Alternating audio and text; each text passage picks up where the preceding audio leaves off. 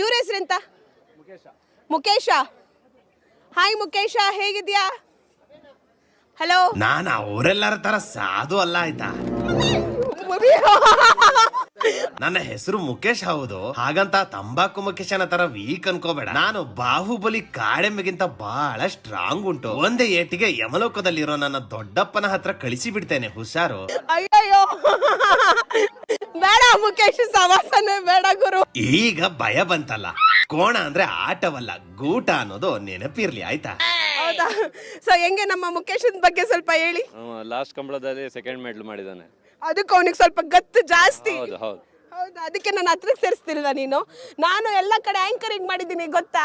ನಿನ್ನ ಆಂಕರಿಂಗ್ ಉಂಟಲ್ಲ, ಅದು ಒಂದು ರೀತಿ ಕಕ್ಕ ಮಾರ್ರೆ. ಎಲ್ಲಿ ಮಾಡ್ಬೇಕೋ ಅಲ್ಲಿಯೇ ಮಾಡ್ಬೇಕು ಆಯ್ತಾ. ಎಲ್ಲ ಕಡೆ ಮಾಡಿದ್ರೆ ಗಬ್ಬು ನಾರ್ತದೆ. ಅರ್ಥ ಅಪ್ಪುಂಡ?